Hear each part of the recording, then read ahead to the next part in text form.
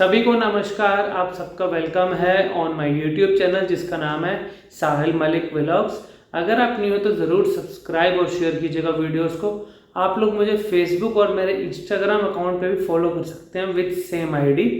आज का सेशन रहेगा स्कैमरिंग यानी कि अटकना। ये प्रॉब्लम रेगुलर वे में आजकल लोगों को क्यों फेस हो रही है और ये प्रॉब्लम है या एक डिजीज़ है। दोनों चीज़ों के अंदर आज तक लोगों को समझ नहीं आ पा रहा कि मुझे एक शॉर्ट टर्म प्रॉब्लम है, लॉन्ग टर्म प्रॉब्लम, सेकेंडली क्या ये डिजीज़ है, क्या ये क्योरेबल है या नहीं। तो सबसे पहले आपको you have to understand the meaning of stammering. मतलब व्हाट इज स्टैमरिंग? अटकना। अटकने का मतलब क्या होता है? जब कोई इंसान अपनी बात को लगातार नहीं बोल पाता और जब उसका लगातार बोलने का फ्लो का लेवल होता है, वो जब फ्लो उसका मेंटेन नहीं हो पाता और वो रुक जाता है बोलते समय और एक लाइन भी लगातार नहीं बोल पाता, तो उस केस में बोला जाता है कि इंसान को स्टैमरिंग की प्रॉब्लम है। मैं यहाँ पे वर्ड यूज कर रहा हूँ प्रॉब्लम, क्योंकि एक्चुअल में स्टैमरिंग हो या स्पीकिंग का कोई भी डिसऑर्डर हो वो एक प्रॉब्लम है, ना कि बीमारी। अब लोग उसको बीमारी बना लेते हैं और उन बीमारी की वजह से लोग फिर ये एक्सपेक्ट करते हैं कि हमें कोई मेडिसिन मिले। अपना थोड़ा सा लॉजिकल माइंड यूज किया करो कि ऐसी कौन सी दवाई बनी है जो आपका स्पीकिंग की जो रॉन्ग हैबिट है वो उसको दवाई लेने से ठीक हो जाएगा। ऐसा कभी भी नहीं हो सकता। और अगर कोई आपको ऐसा बोल रहा है वो आपका माइंड वॉश कर रहा है क्लियरली। सेकेंडली उसके बाद आती है बात, अगर ये प्रॉब्लम है तो ये प्रॉब्लम हुई क्यों? अगर ये प्रॉब्लम है तो ये प्रॉब्लम एक इंसान को होती क्यों है? स्टैमरिंग की प्रॉब्लम इसलिए होती है जब हमारा जर्नल स्पीड लेवल स्पीकिंग में, फॉर एग्जाम्पल अब जैसे मैं अपनी बात बोल रहा हूँ, अगर मैं इसको फास्टली बोलूँगा तो एक नॉर्मल इंसान भी बोलते हुए रुक जाता है।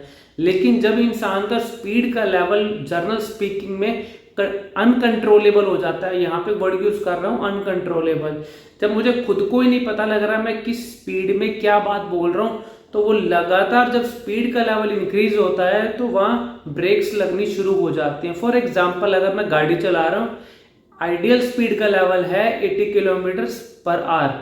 अगर मैं चला रहा हूँ उसको 120, 150 एंड 180 तक, तो वो एक एबनॉर्मल स्पीड लेवल है और उस पर कभी भी कुछ भी एक्सीडेंट हो सकता है और ब्रेक्स लगनी ज़्यादा वहाँ संभावना है। तो यही चीज़ हमारी स्पीकिंग में होता है। अब इस चीज़ को अगर आपने समझ लिया तो आपका स्पीड के लेवल के ऊपर आप थोड़ा फोकस करके आप उस चीज़ पे अटेंशन दोगे। अब जैसे इसको कंट्रोल करोगे, वो कैसे करना है, अपना एक आज का वीडियो बना के देखो और उस वीडियो में अपना एक इंट्रोडक्शन अपना एक रिकॉर्ड कर लो या कोई न्यूज़पेपर आर्टिकल आप उठा लो, आप उसको रीड कीजिए। तो जो चीज़ें आपकी रिकॉर्ड होंगी उस वीडियो को आप जब बाद में देखोगे वो आपका मिरर इमेज है और उसके अंदर ये पता लगेगा कि जो चीज़ें मेरी रिकॉर्ड हुई क्या मुझे मेरी बात समझ में आ रही है एक बार में।